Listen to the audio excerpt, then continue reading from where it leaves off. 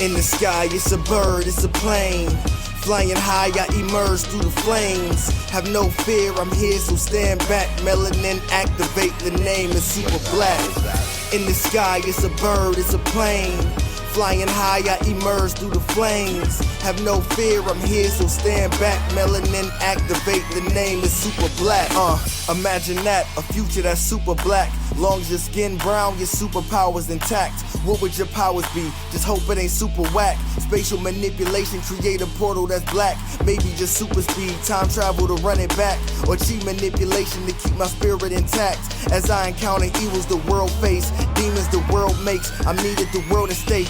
Rest in peace to Chadwick, they killed all the Black Panthers. Told us white lies, I still marvel at black answers. Suits in DC, pray it lead to a civil war. It ain't no Justice League, what's the need to be civil for? Propelled like the juggernaut, it's clear ain't no stopping this. The world in grave danger, who can stop the apocalypse? They killed all the heroes, the new ones don't really care. But if you need me, put your fist up in the air. Yeah, in the sky, it's a bird, it's a plane. Flying high, I emerge through the flames. Have no fear, I'm here, so stand back. Melanin activate, the name is super black. In the sky, it's a bird, it's a plane. Flying high, I emerge through the flames. Have no fear, I'm here, so stand back. Melanin activate, the name is super black. Whoo! Welcome back to another episode, Thursday, 9 p.m. Well, 10 after. Anyway, welcome to another episode of Blurred's Eye View. I'm your host, Chris Fury, man on the wall. If you love what you're seeing, show your love on the YouTube channel. Hit that subscribe button and that notification bell. Go follow us on Instagram, and you'll find the link tree in the bio. You can follow us, well, everywhere, including always press record on your Amazon or Roku device. But without any further ado, let's get this party started. Let's bring it in. Our weapons master, my second in command, Lady Mandalore. Well, hello, good evening, everyone, everywhere, all at once. All of that.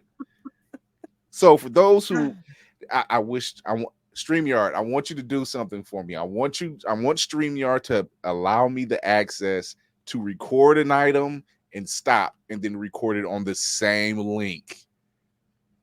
I got ideas. What's going on, man? It's my first week at the new job. Oh, that's first right. Week at the new job. Yeah, that's right. You did say you were culling the herd, as it were, vacating the premises. And... Yes.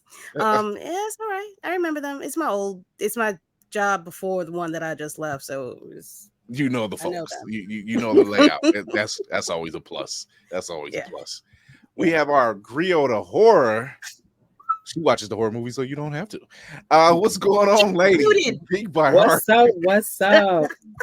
How are y'all doing? And congratulations, Lady Mandalore, getting back your old job, your new job. As long as you're happy, I'm here for it. I'm paid, so yes. Look here. Everything's died down. It's been about a week since the Slamageddon, Chairmageddon. Alabama Sweet Tea walking Party. around with a folding chair. So that part. I needed cinematic. I forgot Cinematic Assassin was taking this vacation this week, and I'm like, the one person I needed to demonstrate how the cocking of the hat and shooting it off. Oh no, we can start demonstrate the next Tuesday too, because this is timeless. I got a folding chair. I have one in the car. I have two in the back right there. Oh, wait, is this a secret? Is this a secret club that nobody? Listen, we ready. We stay ready. And like I said, mine's in the car, so I stay ready. Let's go. Yeah, stay ready so you ain't got to get ready. Very own. Wait, you're mute. Wait, you're muted. Wait, you're muted. Okay. There's a reason, because I don't have a folded chair. I have an Obi. Listen, that's even better. You got a Jedi. Yeah, there it is. Yeah, well, he learned to swing on people, so I don't know where he got that from. He's swinging on everybody. Oh my God! His daddy makes Jehovah's Witness, cops, and professional neighbors and everyone. There you go. Everybody, you thought that he was going to It was funny. I got told it's like your child swings on people. I was like. I'm not mad. Not take my blood. Not take my blood. What? I mean, we like the dark side. We have cookies over here, so you know. Listen, Fair. Yeah, cheer food Saturday lessons every Saturday. Instructor Hellspawn. Hellspawn he's the new dust operator. He is the sit food of chair food. So you might want to Yes. pay that attention. joint was crazy. Yo, Watching his videos. he's got a niche. He might be Hey. onto something. He's on to something, facts. definitely. Oh, the Definitely. chair lessons. I was like, yeah, you're right. From a defensive standpoint, Right? you guys stick with the light side. Right? He's like- And I'm he's- like, okay, so if I The use a chair, curvature I know how of to do it. the curvature of the backrest and the boom, the Mhm. slide, the boom. I'm like, you know what? You gotta know your power swing, your power swings, your power shots. Side Mhm. steps and everything else. We have a special guest with us tonight. His name is Marcus V. Jardim. He is here to talk about his new book and his Kickstarter campaign about Toussaint L'Ouverture. And let me tell you, I want some of this action. We're gonna bring in Right. Marcus. Hey, Hello. welcome. We are going to talk about this book in a minute in your Kickstarter because this is such. I love what's going on. I'm catching a bit of a trend. You know, we've seen it with the Harriet Tubman Vampire Hunter or Demon Slayer, Harriet Tubman Demon Slayer. Now we got Toussaint hunting vampire. I like it. I like it a lot. Yeah, I'm looking forward. And it's teaching you history at the same time. Lovecraft Country. So I'm just saying this is very cool. But how's it going, my guy? Thank you. Yeah, I'm very happy for the opportunity you guys gave me to be here, to be able to talk about my comic book.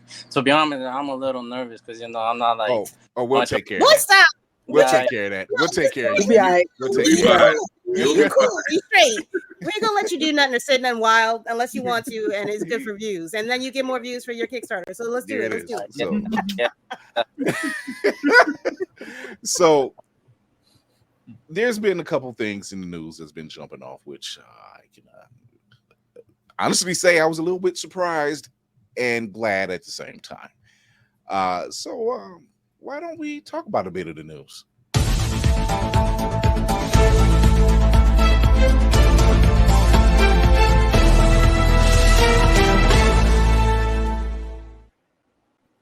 So, as we all know, that we lost Lance Reddick earlier this year. He was kind of the man in everything. He was also the voice of Zavala in Destiny, and it has just been announced today that Silver Throat himself, Keith David, will be taking over that role. Good choice. I couldn't think of a better person. Yeah. Who else are you gonna get? Yeah. Why? Why would you even Why? pay yourself? I I mean, think you need comfort in commanding. It's either him or Dennis Haysbert, and I'm like, that's the only two people I can think of. Only Nah, two he- people that matter. Right, that part. I feel too safe with Dennis Haysbert. I feel presidential. He is a little too I feel- presidential. Yeah, I don't know. I think because he is. That's why. Yeah, as a guardian, I feel safe with my Titan saying, "Are you good? Are you in good hands?" I am now. Oh, yeah, that's because Dennis Haysbert, he's pre-Obama. He was pre-Obama Thank Yeah. you. for Obama. It is. Yes. Yeah. I definitely say that all the time. It was So just this like, movie- he was. I'm like, yo, Jack Bauer protected the hell out of him. Man. So it was a time to be had. Also, in other news, unfortunately, we lost another person this week, Johnny Hartwick, who plays the voice of Dale Gribble on King of the Hill. He passed away. No details as to what happened. He was 64. Yeah, 64 years old. It passed. It's like a lot of legends, people that's in the mainstay of a lot of stuff that we grew up and watching. He was on the entire, except for one episode of King of the Hill. He helped write and do the entire run of King of the Hill. They were in talks of doing, I think it's like 258 episodes. He did 257. So there were talks of a reboot happening. Well, not a reboot, I guess you can call it a continuation. no word on if he was doing the voice again, or even if he is, if the lines were recorded. So there's no word on that just yet. So, just lost Pee Wee. Jesus. Right. Oh God. Yep, Oh wow. Why'd you remind me? Oh. you gotta, I mean, yeah. Dale taught me that being paranoid was completely normal. Yes. Yes. Although John Redcorn, the whole ordeal with John Redcorn, that's always funny to me. That just mine, Susan gets a lot of headaches. I'm thankful for that John Redcorn. I'm thankful for it. And everybody stares at him like, bruh. If he only knew. Poor John Redcorn. Just if he Poor only Dale. Poor Dale, exactly. So in the streaming wars, that's getting ready to continue on. I guess Disney Plus is now the latest streaming service to crack down on their password sharing starting next year. Well, low price of $80. Let me strap on this Luffy jacket. Yo, B, I'm about to sail the high seas right along with y'all. I've been a proponent against it, but y'all bugging. There's always room on the boat. There's always room on the boat. It's just I don't like that. I hate that they're doing that. I really hate that they keep changing stuff like that. It's no necessary reason for it. And and speaking of Disney, speaking of people who okay, so what he said, so what Bob Iger said this time isn't bad. He actually was saying something that made sense prior to what he said before. He says he's more concentrated on taking the properties they currently have and making them with more quality, not quantity. I'm okay with that. No shit, my guy. What? All I gotta say is, how many times did they go to a PR person? You might want to pay your people first before you even think about doing no shit, my guy. What? It's funny. It's funny he says that, and yet all the people on strikers looking at him like, yeah. So just one little problem that you might want to solve. The same people that kind of made you money, you might want to make sure they're taken care of first. Yeah. You know what happens when you raise the quality of something? You also increased its costs, sir. But they don't. For somebody that gets paid $78,000 a day, I wish. Damn. Number 5 highest paid CEO in the U.S. I wish. I just need. Wow. That's really all I need. That's insane. It's crazy, but it's not surprised. It said that they see what Netflix is doing. Netflix is slowly turning a profit with this password sharing. So Disney and Hulu, Disney/Hulu, Dulu will probably be turning around doing the same thing. I wouldn't be sad. Look, it's only a matter of time. However, VPN is still available. You're right, Verb. That is corporate talk. Because here's the thing. You first started off putting your whole foot and ass in your mouth by stating that you'll starve out your artists and your writers or whatever. In which Ron Perlman rightfully, that was Clay Morrow. I'm sorry, that was Clay Morrow. Yeah, that was Clay Morrow. Anarchy. That was not. He literally retorted in a very kind, light way. But for him to sit up there and say that, and then turn around and say you're going to be concentrated more on quality. Oh, dude! In order to concentrate on your quality, you shouldn't overwork and underpay your people. Yep. I mean, there's a reason why. Actually, there's a reason why Star Wars and Clone Wars and all those shows, and then Avengers and all the MCU stuff worked up into and it still works. Don't get me wrong, but it worked up to a certain point. Because see, you've seen something, and you're like, oh, we got to have more of that. We got to have more of that. Yes, do we want more? Of course, but we don't want it in the sake of the quality of it all. There's a reason why Love and Thunder didn't do as well as it should have. The VFX was bad, and the storyline was. I mean, we kind of knew part of the story, but it was kind of forced. Is that the best way to say it? Yeah. It was. Yeah.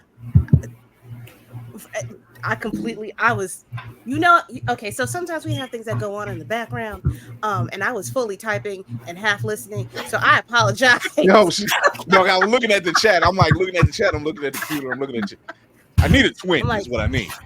Yeah. I need my second in command over here. Yes, I mean, but it's fair to say that we obviously seen what happened with VFX artists and what's going on there.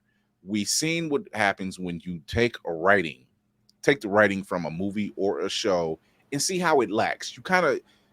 You miss certain marks because you're trying to meet a need. You don't have to. There's nobody you have to beat. You've won us. Now you just need to keep our attention. And I'm still on board with you making your shows for Disney Plus, whether it's in Star Wars or Marvel. I'm all on board for that. Just take your time. But in order to take your time, you must pay your people. Exactly. Pay them well.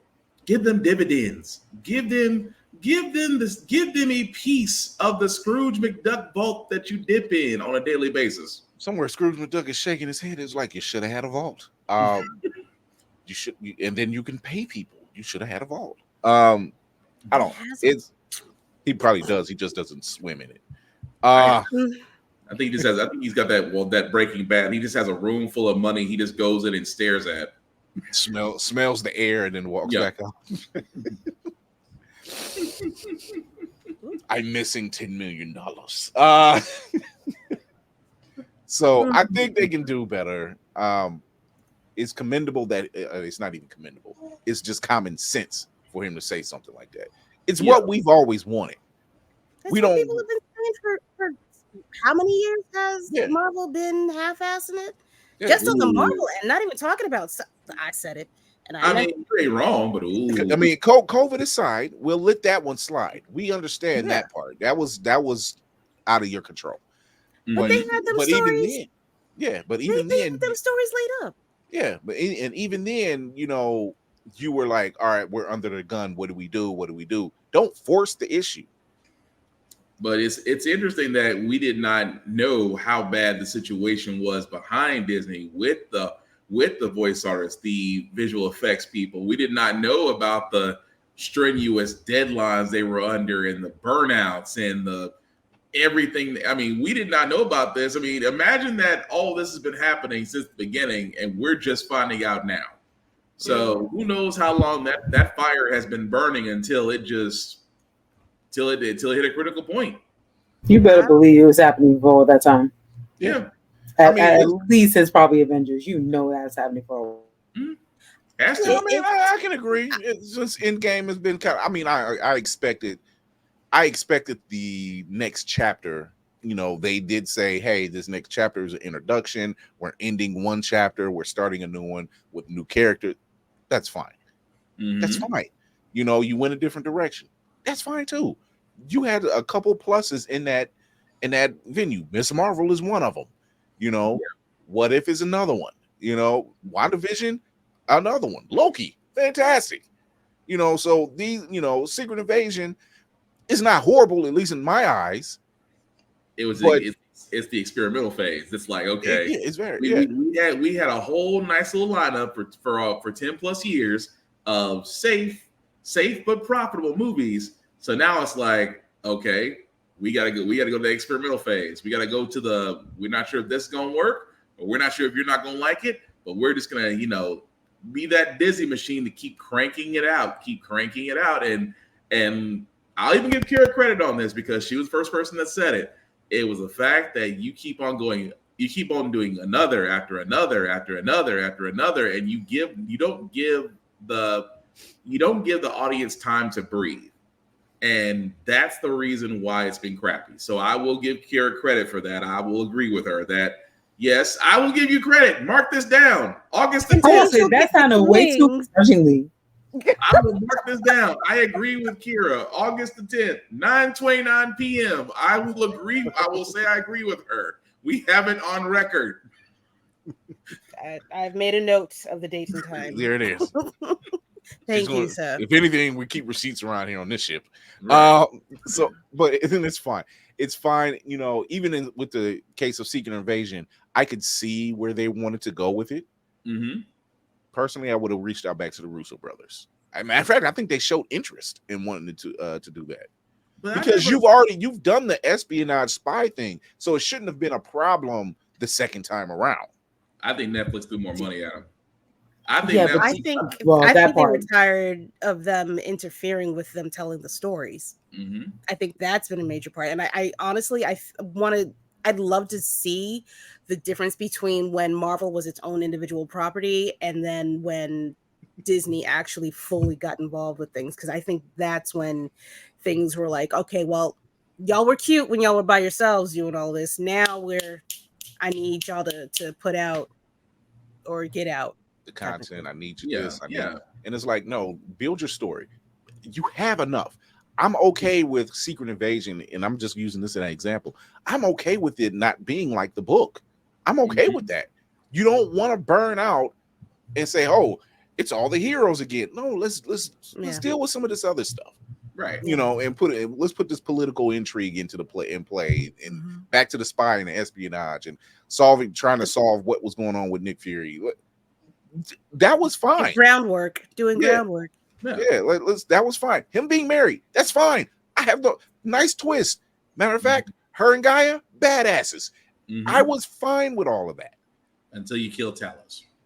You didn't. You killed Talos and you killed Maria Hill, and you did. It was no payoff there. That part. I wanted payoff, especially for Maria. For me. Yeah, like Maria put in that time. She was even on Agents of S.H.I.E.L.D. and other stuff. Like she put in that time, and y'all did nothing for her. And I think it didn't make any sense. The way that they did it, I'm like, maybe she's coming back in Marvels, and maybe they didn't kill her off. Or something like that. I'm like, I don't understand how that happened. It makes no sense. I'm like, you left her, and then Talos, and it was like, yo, I was actually liking Talos even in Captain Marvel because he had a funny edge to him, and then watching him. He was funny in. He was funny in No Way Home, and then here he's serious in the conversations they have. And I'm like, Ben Mendelsohn, number one, can act his ass off. Not taking. So I was like, these conversations, those were great scenes. There were some really great talking points. He was an opposite character next to Fury. That's the thing about. That's what made it. I mean, his whole standout thing was. When we first saw him in Captain Marvel, it's like, I'm not really a bad guy. He's eventually, and it's kind of funny, he's in there and says, he's like, eventually at all this, we're going to wind up being friends as he's getting kicked out of the ship. That was the funny part. And he's one of those characters that I thought would still be around just because we've gotten in, like most characters, we get invested in them. We got invested in Talos. We got invested in Gaia. We got invested really for the most part in Agora. We got invested in him. I just can't get past the whole thing of saying you pimped us, Fury. I can't get past the British accent. That's killing me. You pimped us. I mean, he did though. He did. I mean, he's a spy. It's what he does. And I can let that slide because that's what happens. It's the spy game. You kind of playing chess and not checkers here. So. But yes, Disney, Bob Iger, we completely agree with you in the fact that you need to get back to making quality content. But you might want to address the growing protests that are outside the Magical Kingdom and other places right now. That is, constantly growing. Yeah. The fact that you have no sources for your content that you'd like to improve upon, you need people to do that, boo. Yeah, you don't want to shit on your writers. You don't want to do that. They're the one that create the content. They're the one that actually get what you're looking for. Let them work. Just pay them. Figure out the streaming shit, please. Actually, you know what they need? Kevin Feige needs to do the same thing Gunn did to Warner Brothers. You need to put up a line and a gun line and say you don't cross it. Yeah. You can do whatever you want on this side, but on our side, you do not interfere. Yeah, Feige should be doing the same. Feige should be doing the same thing with Disney. Anything Marvel related, you cannot get in. You cannot interfere with.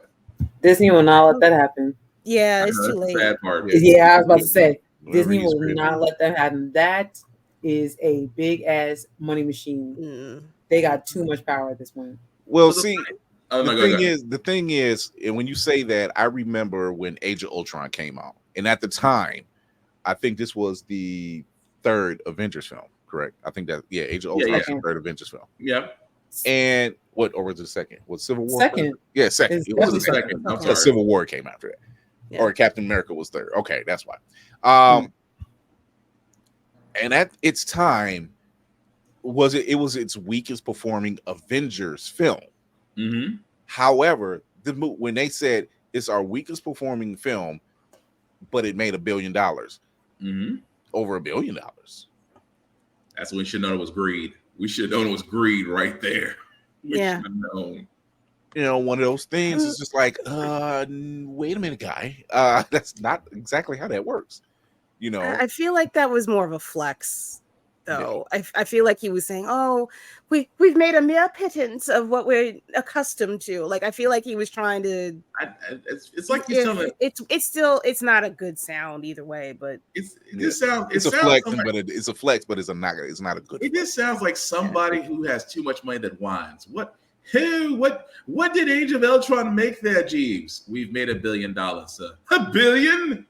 How long has this been going on? How long has it been in the movies? $1 billion. $1 billion. Sleeping Beauty. Sir, Sleeping Beauty was over 30 years ago. Pish posh. Pish posh. I'm counting dollar bills over here. Why is there dollar bills in my stack? You know, I see a 1 and a 20. How dare you? But I really do in the case of the writers and the actors, I hope what they're looking for they get. You know, we are getting ready to hit that dry spell. People don't know. Y'all don't know. Winter is coming. Oh yeah, great season for comics. Yeah, it's gonna be a great season for rewatch. It's gonna be dry.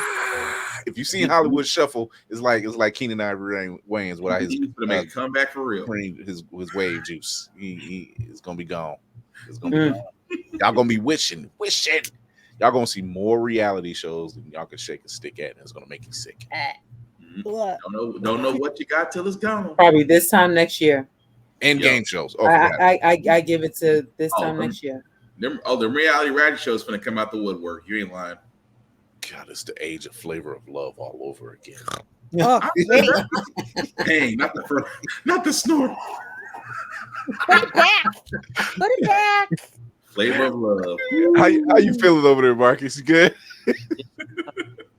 And to be honest, I haven't been following the news since I launched the Kickstarter. So you guys have more over this. I just saw recently, everybody was talking about Alabama, and then I started seeing memes and stuff. I'm like, whoa. And I'm like, okay, I'm done with news. I'm back to. He's like, oh, this is what I missed. I'll throw that away.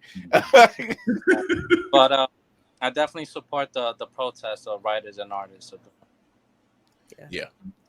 We need, without writers, really, people were complaining, oh, well, they can just, no, you don't understand. Without the writers, you have no show. You have no film. You have no content. Thank you, lady. Yeah. You don't got shit. I don't understand that. You ain't got shit. Yeah. It's not that hard to understand. Laney said it. You don't have shit. You can't make up anything because you're not going to write it. Exactly. And if you do, it ain't gonna be. It's not they're gonna bank on Terminator writing it. That's what they're gonna bank. All I gotta say, it's bad when Jeopardy has to go on reruns. That's how you know it's bad.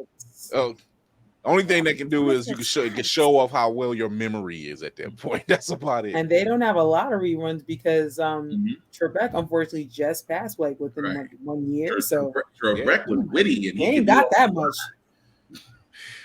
Lord. It's gonna be a fun time. Yeah, it is. So we're gonna take a little break. We're gonna come back. We're gonna talk to our guest Marcus Jardim. We're gonna talk about Toussaint, history of Toussaint L'Ouverture. We're gonna talk about this new Kickstarter, this book, this art, which is fantastic. Mm-hmm. I love it. I love this stuff. I do love seeing stuff with history mixed in with our nerddom. It does my heart proud because how do you this is how you introduce more people, but we'll talk about that after this break.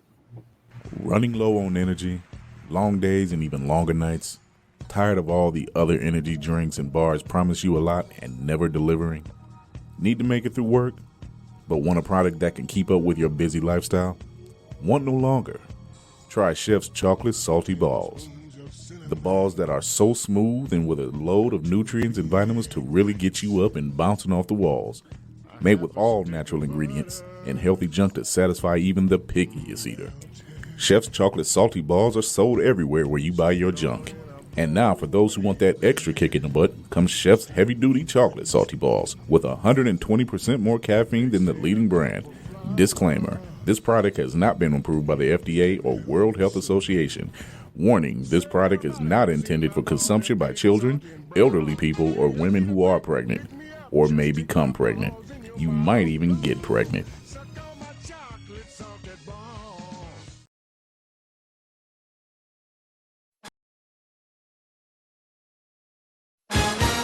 This just in. Feeling groggy in the morning? Coffee just can't give you that pep in the step that you're looking for? Try Pop Starts for that great get up and go that adults need. Pop Starts has the vitamin and nutrients that only grown-ups can partake in, and with flavors such as tossed salad and scrambled eggs, and Jack Daniels and Bud Light flavors to start your day or end it. There's nothing better to wake up to unless you count that depressing cubicle job. Well, anyway, try Pop Starts today. Pop Starts is not part of the Kellogg's Corporation. Pop Starts could give you diarrhea. Pop Starts are not found in your local grocery store.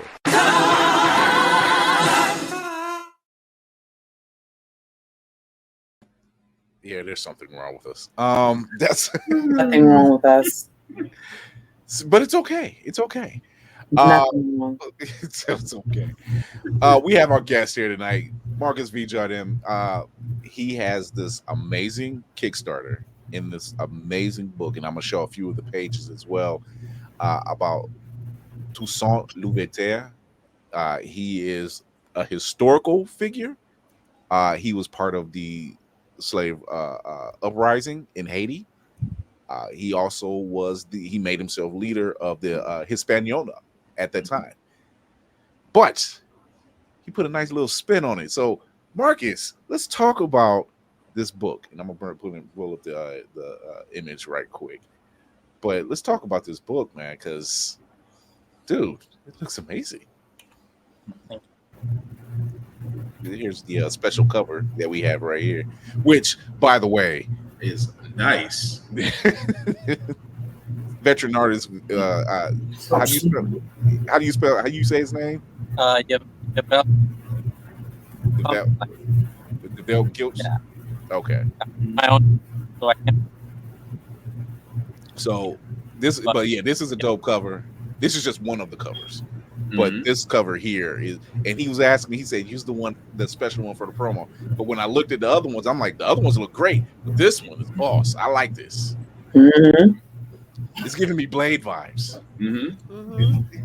So let's talk about this book, man. How did you come up with this idea? Yes. Okay. So your sound went out a little bit. Yeah, that cover was illustrated by Yovel Guichet. He's a Haitian American artist. He's a veteran in the industry. He illustrated what works for Marvel, and he comics Black Panther, Black Lightning, Batman, Superman, Aquaman. And, I'm a newcomer to comics. This is my first comic book ever, so I'm very happy that he gave me the opportunity to talk about my story. And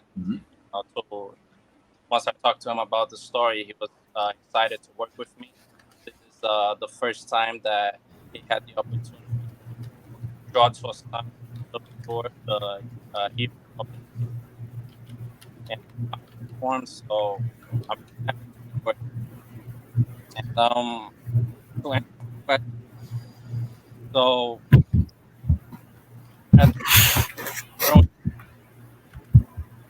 growing up, I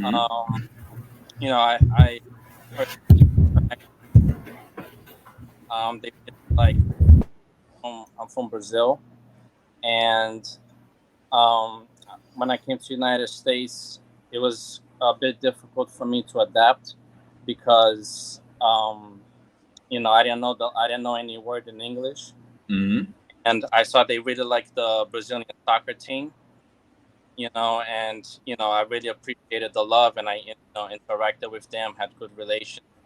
But fast forwarding to college, I'm really into history, and I specialize in Afro-Brazilian history. When I was in college, that's what I did my research on. I was under the guidance of Professor Kelly Jackson. I don't know if you guys heard about her, but she was in a documentary Roots. I'm guessing you guys are familiar with that. Yeah, so I focus on Afro-Brazilian resistance, during the transatlantic slave period, and for my research paper. And there was a big rebellion, the biggest rebellion and urban rebellion in the Americas was in Brazil, in Salvador, Bahia. And it was inspired by the Haitian Revolution.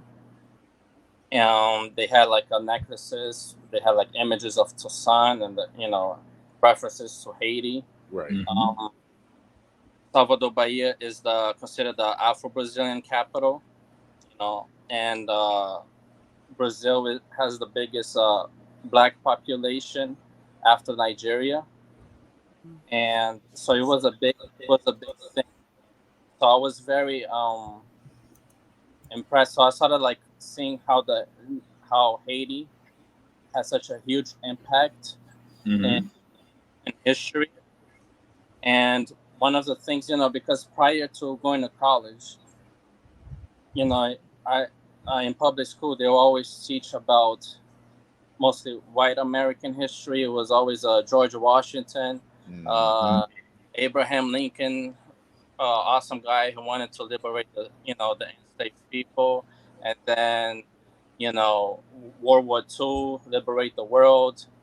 Brief section, Martin Luther King had a dream, and present times, and then repeat.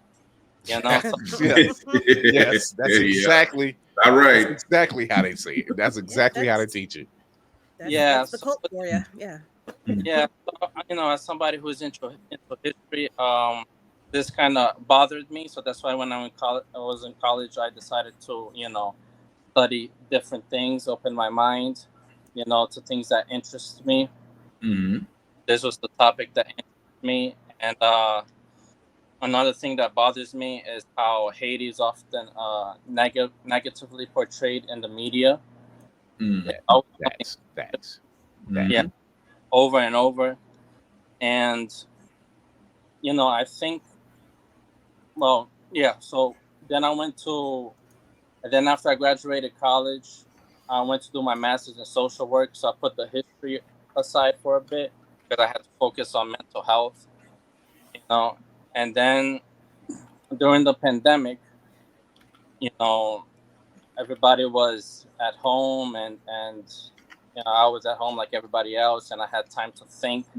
And I always been a storyteller. I always really liked telling stories. I just kind of put that aside to focus in school, because it was a lot of hard work, and for me, I had to put actual work to keep up with the papers and all that. So then I had the idea. I like telling stories, and I guess it just came to me. I just had like the spirit of I incorporated the spirit of creativity, and I decided to get into comics. And then I thought, which story can I tell that I could like introduce people to a history topic that they might not be so familiar with.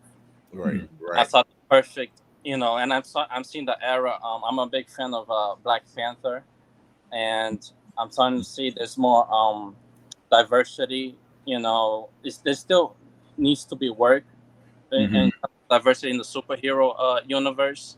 Right. And I thought, I just thought, how about make a story about a real life black hero, a superhero in a way, because Toussaint L'Ouverture defeated Napoleon's army. Mm-hmm. He led. Everybody's talking about this new Napoleon movie. It seems cool, but nobody's talking about how Toussaint, and the Haitians defeated Napoleon army. But not only that, the British and the Spanish Empire, Mm-hmm. and my editor, the editor that I work with, she's Haitian American, and this is somebody that I know personally. So I had a talk with her, and then we're like, let's make this story together. Mm-hmm. So we created like a fictional story about a revolution against vampires, but with references to the Haitian Revolution, Mm-hmm. and Haitian history in general, in a way to not only entertain readers through a horror slash action story, but also introduce them to this important topic that I believe is important for people to know. Haiti is the world's first Black republic, and what they achieved in history, is no small achievement, and Right. important. So this is like for our viewers and for our listeners, this is our education part of the show. We gonna give you some education. That's our encourage, educate, entertain. That's our thing. Mm-hmm. Toussaint L'Ouverture led a successful slave revolt, emancipated the slaves in the French colony of Saint Domingue, or otherwise known as Haiti. A formidable military leader, he turned the colony into a country governed by former Black slaves as a nominal French protectorate, and made himself ruler of the entire island of Hispaniola. Mm-hmm. People like him, people like Marcus Garvey, people like Harriet Tubman, the stories that you don't really get to hear about people who fought back, who don't have the Battle for New Orleans exactly. And if you're watching live, the Kickstarter is up on the page, and it's also in the chat. So go show your love at the Kickstarter. But when you read about the stories about us, about Black and brown people who really did fight back, who really did try to make a difference, and really did make a difference. Not try to, they did make a difference, but it gets buried under unfortunately. Bullshit. Yeah, it gets buried because they don't want that next generation to learn, what it is that we contributed, what our people contributed to the cause, to the betterment of our people. And like you said, Marcus, they always do paint Haiti and certain parts of Africa and just anything that involves us in Black and brown people in negative connotations. Mm-hmm. And people, I've seen I have friends that have gone to Africa, even lived over there, and say, yeah, it's nothing like what they're showing. There's people that gone to Haiti, it's like it's nothing what they're showing. It's nothing like this. People in South America, nothing what they're showing or how they paint it on media. It's nothing like that. So it does my heart proud when I see projects, and this crew here, we're a big proponent of Lovecraft Country. Shout out to Misha Green, because that was a one way of saying, hey, let's tell this story of science fiction. Let's tell this story of horror and adventure and all this other stuff. But let's put some historical context into it, and it's going to make people talk. It's going to make people look up this information and find all this stuff and find out why. Wow, I didn't know this happened. Wow, I didn't know that went down. Wow, I didn't know this person existed. Just sprinkle some history. Sprinkle. It's just a little bit of truth. A little bit of truth. That's all it takes. That's all it takes. Mm-hmm. That's why when I was looking at that, I was like, okay, because I do know a little bit about Haiti. I'm like MJ, what you've done is just the fact that you're taking history, and I was like, okay, vampires. I thought about it the first time I saw it. I said, battling vampires, and then I looked more into it. I was like, I like what he did with this, because it's No, for one, the art is freaking amazing. I am a big proponent on art, especially in comics, because words can only do so much, but put words with art, you got it made. And shout out to the multiple artists that are associated with your project, because man, I mean, just like Chris pointed out, just showing up there, the cover will immediately grab people's attention before they even read the words, because you'll see a guy, you literally see a guy, and then you look at the words and going, wait a minute, what? And that's all you need. That's the hook that brings them in, and then they want to learn more. And like you said, when you see countries like Haiti, when you see Africa or Sierra Leone or Freetown or just any of these countries that, people look at that and go, oh, I was watching on National Geographic. It's so bad that you people are so backwards. No, it is like Chris said, it is completely different when you get to see it through your own eyes. And there is such a freaking melting pot of history, of culture, of just things that are buried under BS. I know I shouldn't be cussing, but things that are buried under bullshit. That's what it is. Because that's the thing. They don't want to talk about, oh, slaves rebelled? Yes. And won. and governed better than you did. I mean, it is amazing that, like we said, you sprinkle a little bit of history into a written story, and you'll get not only people thinking, but you get people wanting more. And I think like you have that with this. That's the reason why I'm just like, oh, I'm looking forward to seeing where you go with this, just because the narrative is just it's grabbing. I mean, but then again, it also, vampires will grab anybody, but a black dude fighting vampires, and you're making him the hero of the story. Cool. That's a whole different ball game you get going. Yeah. I just hope the vampires, first of all, are the French. Okay, I hope very much that. Second of all, to y'all's point, like I was a history major in college, so I got to be able to see some of the different stories of how we are strong and how that's never taught in school, because they're always going to teach the non-violence of everything. You know what I mean? And I even as I'm at my school now, when we do Black History, I almost never say, I don't want y'all to focus on Martin Luther King, Rosa Parks. You're going to hear about them all the time. We need to focus about every person that you're not going to hear about. Okay, I'm here to show you that. And that's what I love about this comic. And because I'm Haitian American too, when I first saw this, I was like, this is so dope. So amazing. This gets conversations going. Yes. Go ahead, Lynn. I mean, the art. First of all, if you didn't have a title or anything on there, I'd still be picking up this book. The art by itself is spectacular. Shout out to the colorists, the line, whoever, everybody that's involved in this is imperative to this comic book. It's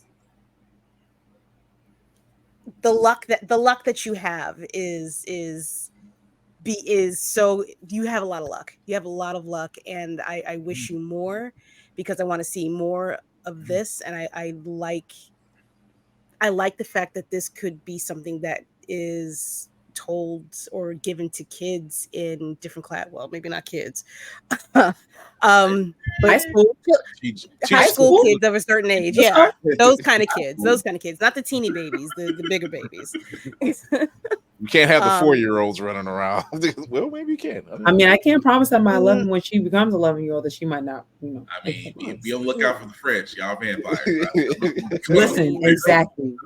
Listen. Real. That boy gonna be real suspect. No. Like, where did you learn to wield a sword? Like,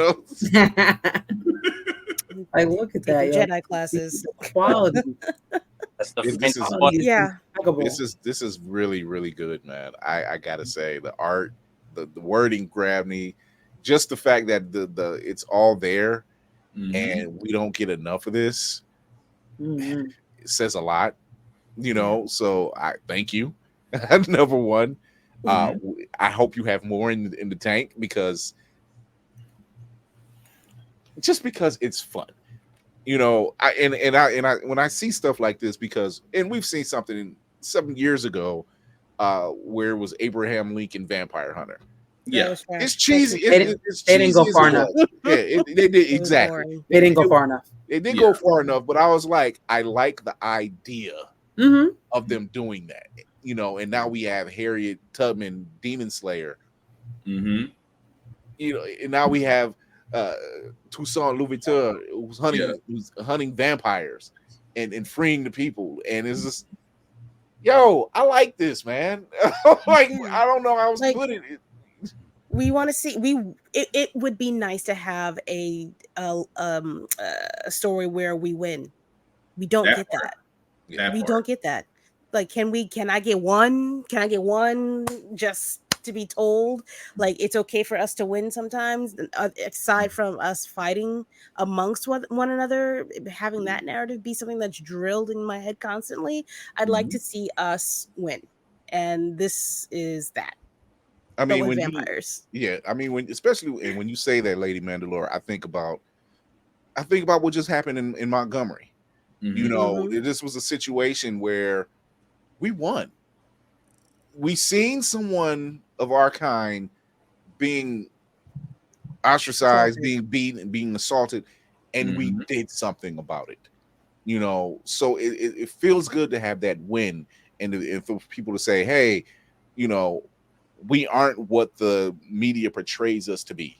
That, you know, we were never like that. Like, there was a reason why Black Panthers existed. There was a reason why all these factions that really was trying to look out for their neighborhood, their community, their country, you know, to say, hey, this matters. You know, we matter. You know, that's all good that you have your history, but so do we.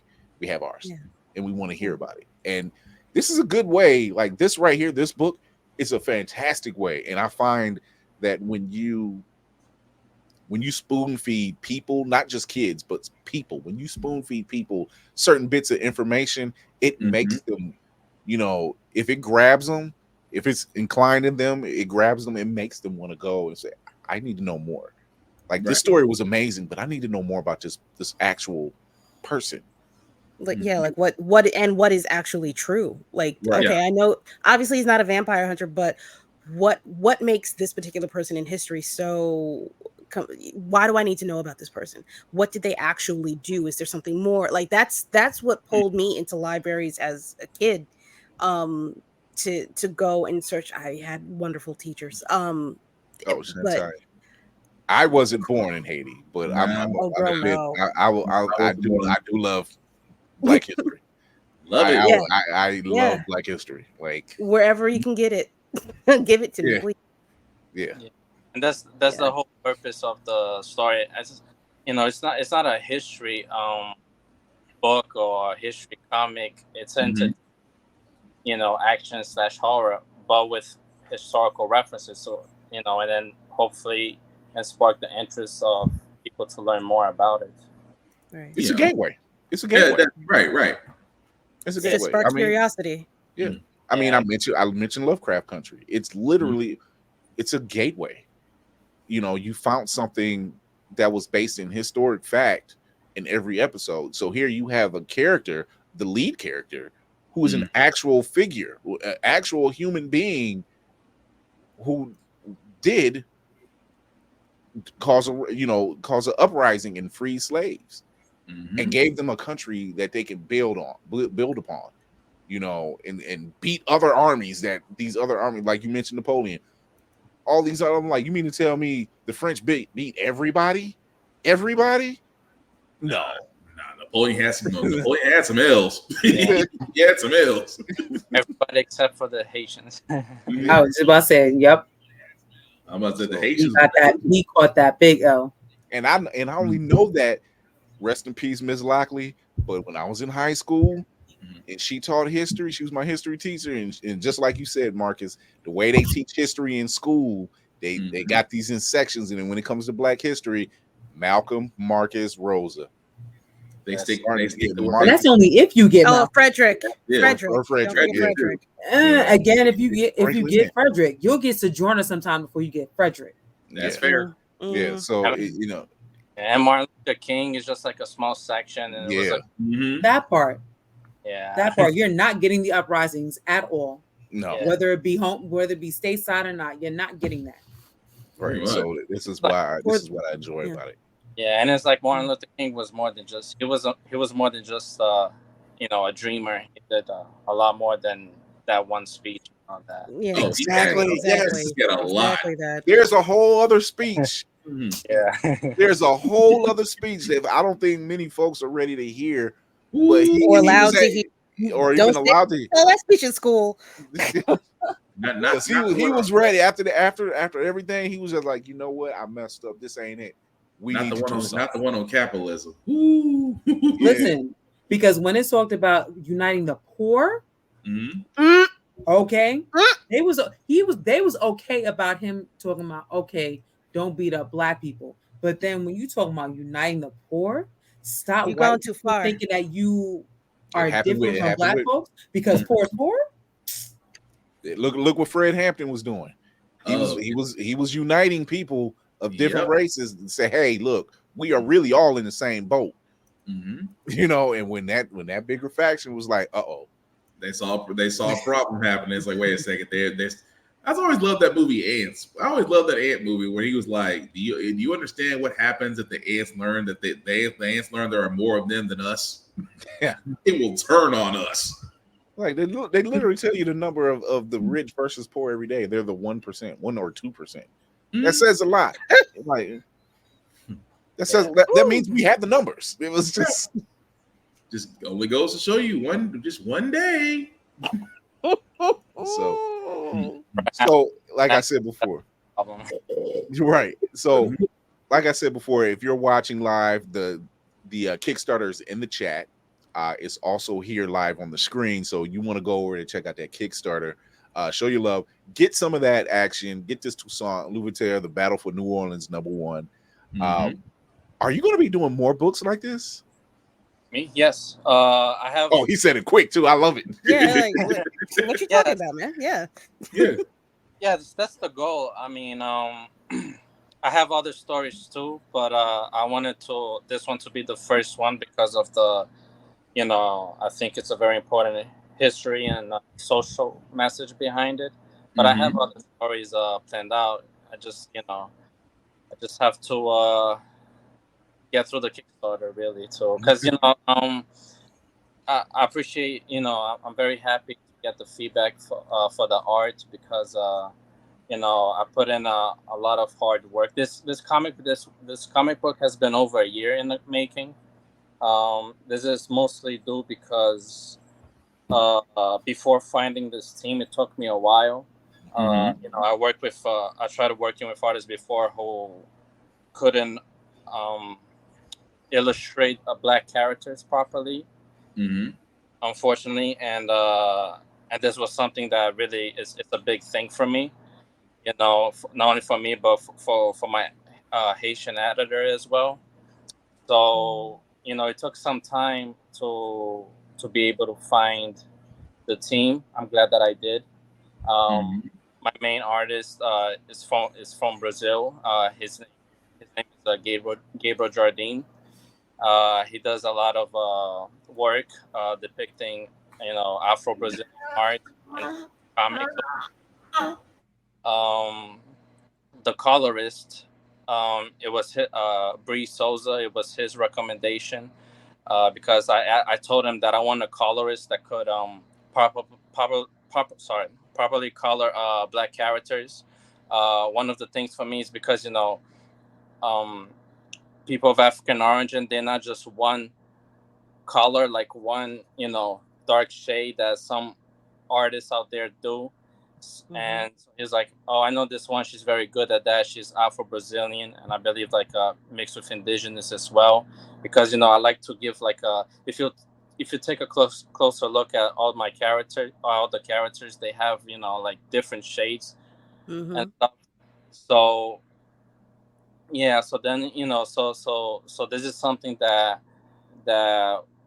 was very important to do. So I appreciate the feedback for the art, because it did take time to get it right, and then to find the right team, and months of hard work. It was a lot of hard work that we put into this. And yeah, this is definitely something like this type of this kind of like playing fiction with history. This is definitely like my thing. And this is just the beginning of it. So, Y'all really nailed this. Really, right? You. I'm just looking at a lot of So details. beautiful. yeah. If you can keep that cover real quick, you Yeah. see the woman with the white clothing. Yeah. Mhm. So her name is Madame Marie, and she's a voodoo priestess. Not that Yep. Marie. Oh, Oh that. my gosh. The voodoo priestess. Mhm. I want to call it voodoo, but voodoo priestess. Yeah. Voodoo, but yeah.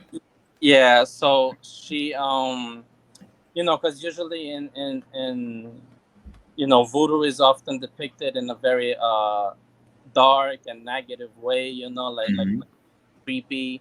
And I wanted to give a different show it for what it really is, you know so she's a so she so this was very important for us to do as well.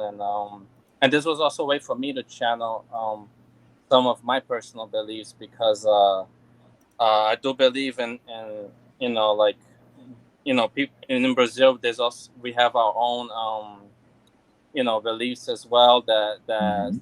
are often similar to voodoo or Santeria and things like that. And Yeah. I've been called like devil worshiper before, and evil and things like that. So this was also a way for me to channel that in a way, to show Mhm. that it's not this evil creepy thing. That, I mean, I know every story has a place, and it could work, but for my problem is when the narrative is too repetitive. Right. Yeah.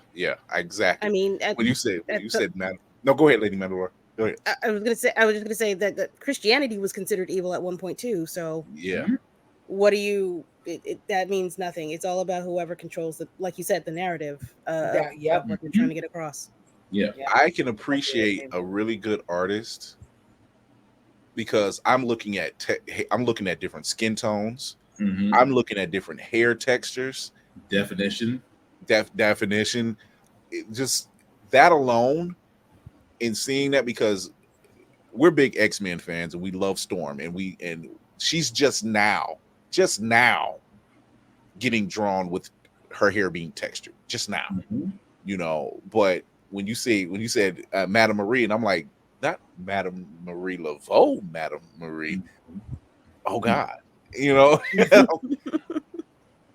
oh God, and so when I see, you're bringing more actual historical figures to the forefront and giving them some, because like I said, you spoon feed this to the people, they're gonna want to know more.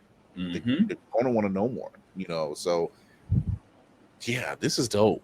This is really dope. And I can't get over the coloring and the texturing, because it's actually good. The shading's good. I'm a sucker for art and writing. So I mean, yeah, I agree. It's that. Like I said, for me, I always go back to the art. And I know, like you said, trying to find artists that can do ethnic people correctly. That's all. For some odd reason, you would think that for people of color, it's easier. You would think that if the artist was a person of color, it's like, hey, draw yourself. It's you're one looking of at those things. you're looking at 5 different shades of black people already. Yeah. Just on this cover alone. So it's just like somebody got it down. Although I do like the fact of how Dracula looks with the top hat. The swag with the top hat.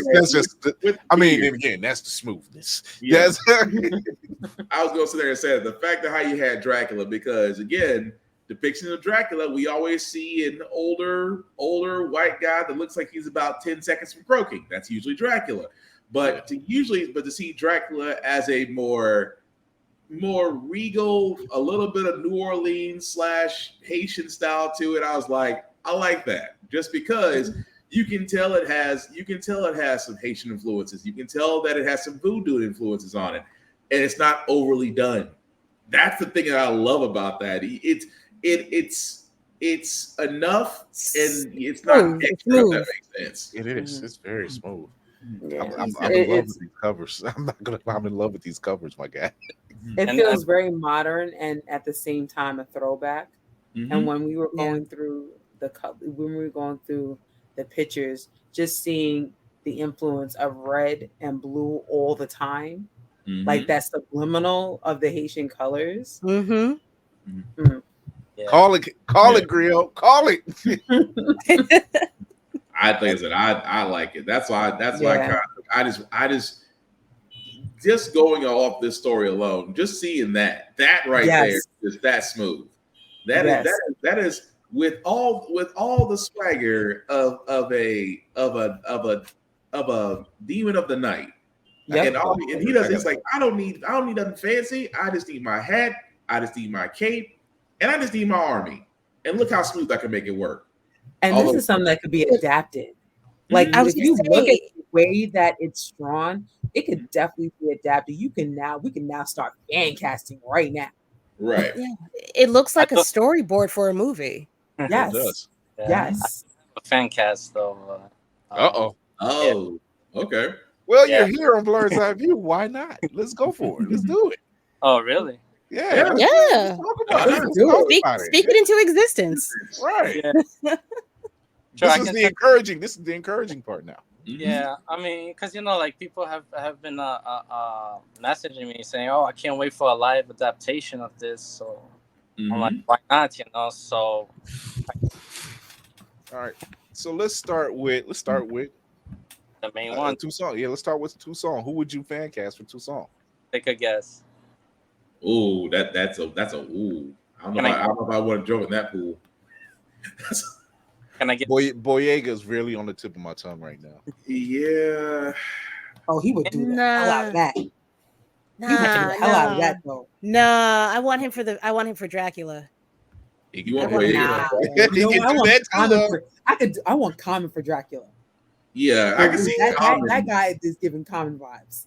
Yeah, because Common can do an accent. I could see him doing Dracula. I could see that, but Burb said it here. And they're just a fan. We manifest here. To do Toussaint, who could be? Oh, good lord! An actor who did a very famous trilogy, Killing Vampires. Oh, what's his name? Oh, Wesley. Wesley's Yeah. not. You know who I'm thinking? Oh, you know who I'm thinking actually?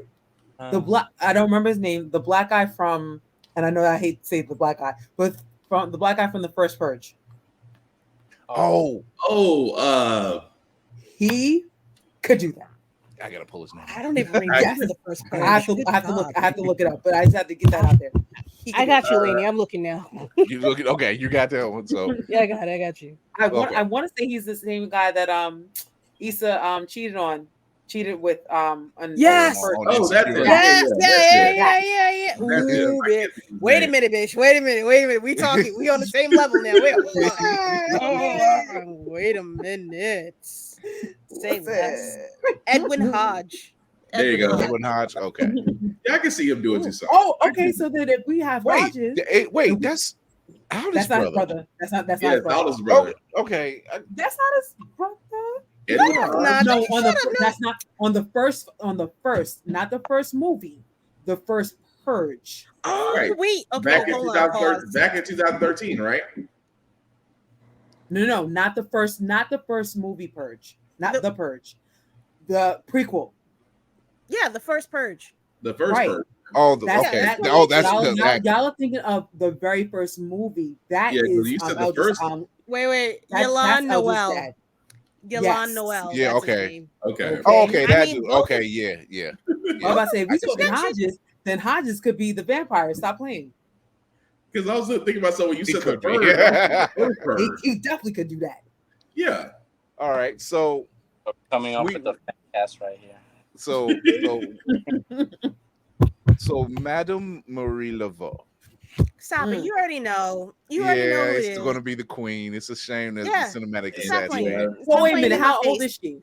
How old is It she? don't matter. What do you mean? She's eternal. No, What are She's you talking timeless. about? If she's a young eternal, then no.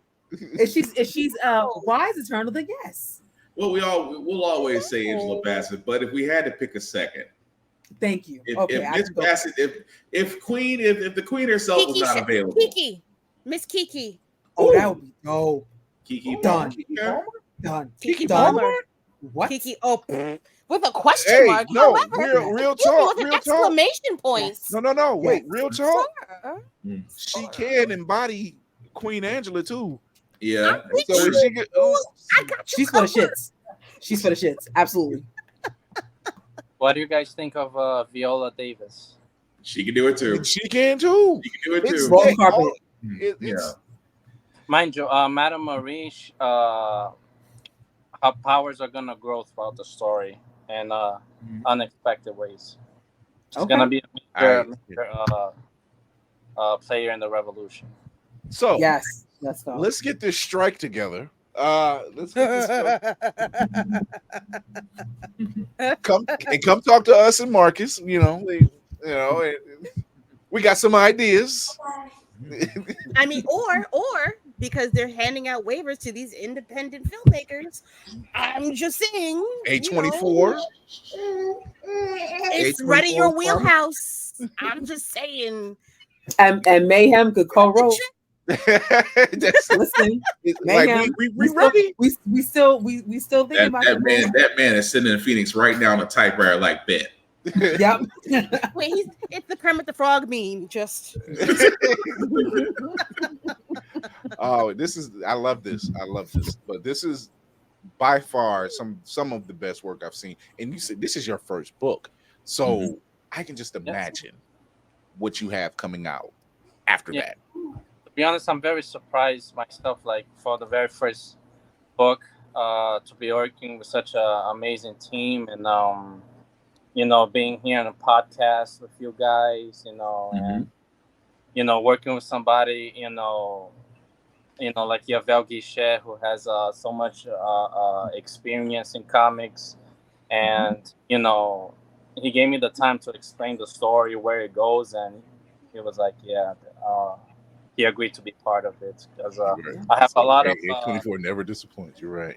I have very exciting stuff coming for this story alone. People just need to give the comic book a chance. That's it. Once again, it's in the chat. I'm going to put it in the chat again. Put it in the chat again. I just want to impress upon people. I was looking at the Kickstarter. I'm going to be donating, but you only have 2 days left. Yeah. When are you going to be putting this back up in the event? And I'm not wishing this on you at all. When, because I think we as a culture, us, I'm labeling us here, we may have missed out on helping you. So, do you think you can put it back up again? There's still time. I believe. Okay, good. That's all. I believe in us too. But I need this comic book. Yeah, right. I want this book. Right. I need this comic book. Yes. And this is the thing that could be. We're almost halfway there. Yeah, you're almost halfway Listen, there. This is the kind of thing that Otaku Noir needs to hear about. Girl, stop. I mean, okay. So let me go while y'all talking to Marcus. Let me go ahead and send this information over to Hanif. Immediately. I'm doing it right now. I'm doing it right now. This is the kind of book could definitely be in boxes. Yeah, should be in boxes. Yeah. Time should be in. I'll even go for it. Say, you know what? Let third, fourth graders read this. They need to learn something. Hey, they need to learn. Listen, if I read it and I'm like, oh, my daughter can read this, okay. Green light. Because that's what it comes down to. Because the whole idea of comics like this is the idea to just you plant that idea of like, wait a minute, who is this individual? Yep. As much as these kids have tablets and smartphones and whatnot, a simple Google search will lead them to something else, and all because they saw it in the comic, or they said they see voodoo. It's like, oh, voodoo is terrible. Why is it so terrible? You look it up. Oh, this ain't terrible. It's terrible for the people that need to have it happen to them. That's what I'm just saying, or the bad parts happen to them, I should say. Yeah, but it's always that one thing it'll point them to the direction of them actually finding knowledge. That's the thing, finding the knowledge instead of just being told some BS. You're being told, oh, this is evil. No, it's not, because you understand According it. to who? Yeah. At the same. I'm sorry. Go ahead. I'm sorry, MJ. Go ahead. No, sorry, I don't want to talk off. No, you're good. Go ahead. No, dude, this is your time to shine. Go. You see how there's so many films about Greek mythology, Norse mythology. I mean, you have Thor, a superhero, but then anything that's like African related, very far in it's between. evil, Yeah. Well, and in fact, the Norse mythology, like Thor and these guys, they actually like demanded human sacrifice, while African mythology, there was no such thing. Yet anything that's related to African mythology is spooky and evil, but anything with Greek or Norse, it's awesome. Hercules, Thor. It's a Disney movie. Not realizing how effed up their mythology really is. Listen, listen, in so many different ways. Right. So, but you're right though. It's they how they do. It's like how they do African American, how they do Haitian mythology, how they do all of these other ones. They always have this notation. If it's not Norse, if it's not Scandinavian, if it's not European, then it has to be evil or cannibalistic. I'm like, have you even looked at the African diaspora? We're just uncivilized. We're just now getting to the point. We're just now getting to the point of seeing some of these African superheroes and touches in these based on Netflix. There's another cartoon that's on Disney Plus actually. I think it's Super 4 on Netflix about 4 young African girls. Dope. I think it's like 8 episodes. Dope episodes. Really fun to watch. And then the other one I can't think of it. Kismondo. That's the name of it. Kismondo. That's on Disney Plus. So also very well done. Yeah, also very well done. So seeing stuff like that and seeing being represented, finally. So these kids can see, hey, it's not just Thor. It's all cool and all. Don't get me wrong, but tell it true. Yeah, listen. Greek mythology was the first hillbilly tragedy. Okay, right off the hip. I mean, you ain't wrong. You ain't wrong. That's why, and we are nothing like it, and we're the ones that get painted as evil, bad, and all that. Right, you're right. For Black mythology is some of the Black mythology and any other brown culture mythology has some really dope stories. And when you really look into it, freaking many. God, I fell in love with it. I fell in love with. Don't ask me how I did it. I stumbled across Anansi the Spider in elementary school. Elementary school. I stumbled across it. I would go to the library in the school and was just finding books to read, and found that and couldn't find another book. Once I left, I could never find that book again. I want to thank my progressive second grade teacher for whatever reason being very immersed in African culture, because she actually did give us a few books about Anansi the Spider, and it was kid friendly. That's where I learned about it, and I was comfortable with it. So it's there. I guess if you live in New York City, you might have like a few like golden threads throughout your public school education. But outside of that, that bitch was gone. Like after elementary school, there was nothing at all left. Nothing at all left. So I don't know. If you get lucky enough to have like I said, I was lucky enough. I had educators. I had a few education teachers that did not give a damn about the Southern public education system. They sat there and said, "You are going to learn." Shout out to Ms. Gilchrist. You are going to learn your history. The key word of that part was you're going to learn your history, and that's where you get to learn about the African diaspora. That's what we get to learn about. You get to learn about, oh dear God, just every area. You can learn about Mandela Muslim. You get to learn about the Moors. You get to learn about the fact that, the lie. I always call it the big thing about the lie that America was the first country to liberate, to abolish slavery. I'm like, no.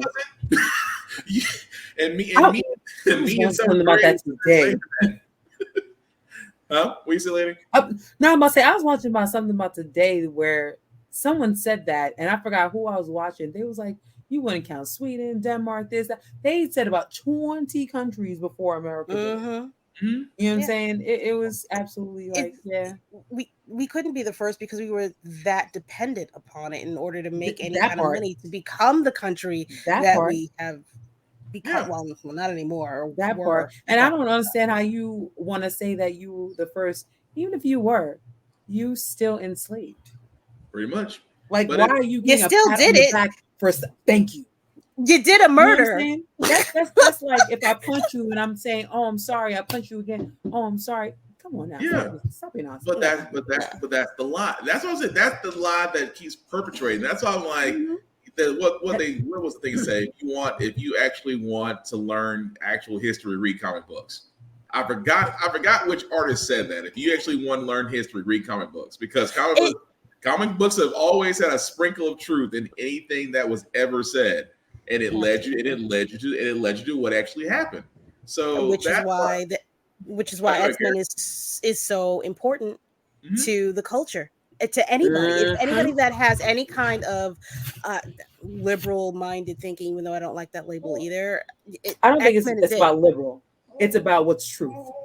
Yeah, I think that a lot of times, not all, because liberal sometimes is a mindset and is an opinion, but right now, and especially right now in where we are in our history and politics, liberal a lot of times represents truth at this point. Yeah. So I think you don't have to say liberal, just say what is open-minded. At the bare minimum, open-minded. At the bare minimum, open-minded. Free to imagine too is I just go with this. I always sat there and said, you want to know the difference between hearing something that you know is true and hearing something that you know is false. If you hear something true, you don't question it. Like if you're being told, like again, if no one did not know about the story. Again, just using Marcus's comic story as a reference. If you knew nothing about it, but you read it, immediately 9 times out of 10, you're intrigued. But then you think about it, it's like, wait a second, why is this dude dressed up? And of course, if you've never known, why is this black person dressed up like he's entering the French Revolution? And that's all it takes. And then that's when you get to that point, you just simply go, oh, so this was an actual person that was based on somebody true. 9 times out of 10, it's never questioned. It's never questioned when you can research it and find something that you've never been told before.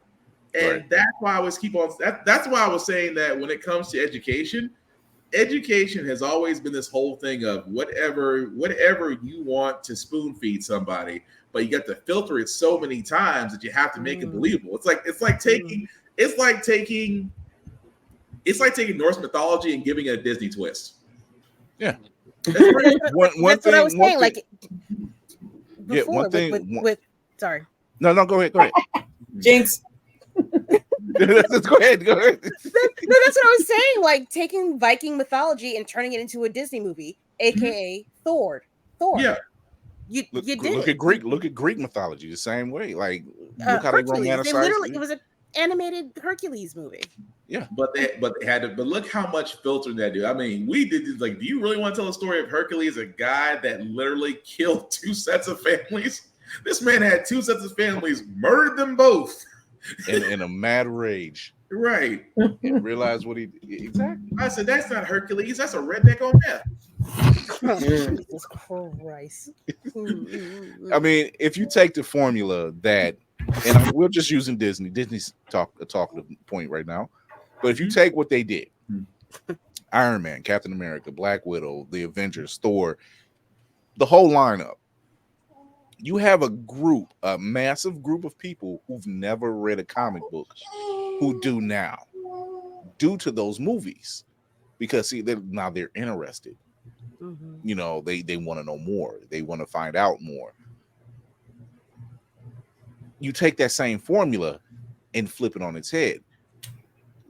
I mean, it's Lovecraft Country did it. You know, Disney's done it. You know, Fox did it before they got bought out with the X-Men franchise. They've all done that same formula. Now take that formula, put it in book form. They're like, oh, you catching their eye. That art catches your eye. Now let's read the story. And you're like, oh, this is dope. And then you find out Madame Marie Laveau is real. Toussaint L'Ouverture is real. You know, these characters are real. Now I need to know. I want to find out about them now. You know, Harriet Tubman, Demon Slayer. Harriet Tubman, I know who Harriet Tubman is. And then the kid to go look and they're like, yo, this is dope. This person was dope as fuck. There's no other way to put it. And then when you can actually translate your antagonists in your books to history. You see what I'm saying? Because like when you think about Harriet Tubman, Demon Slayer, who's the demons? Why did they point them out as the demons?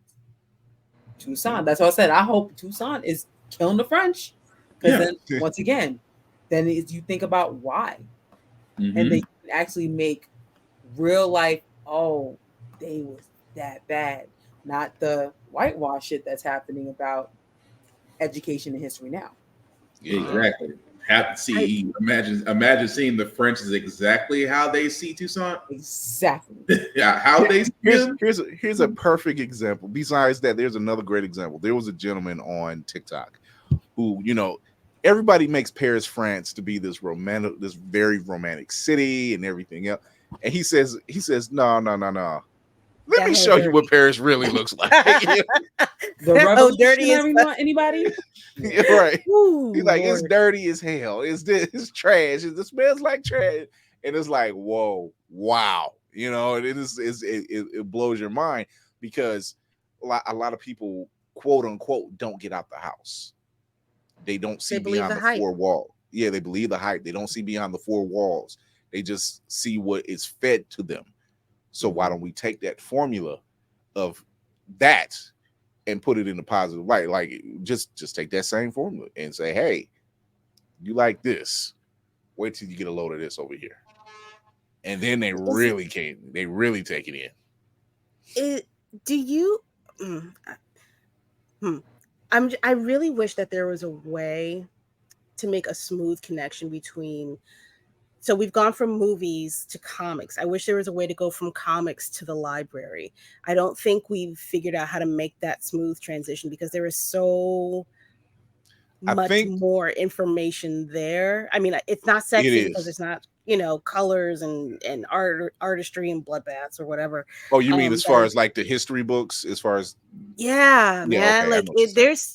If you could open up your mind to create your own images from what's written on those pages, I'm a bit of a history buff myself.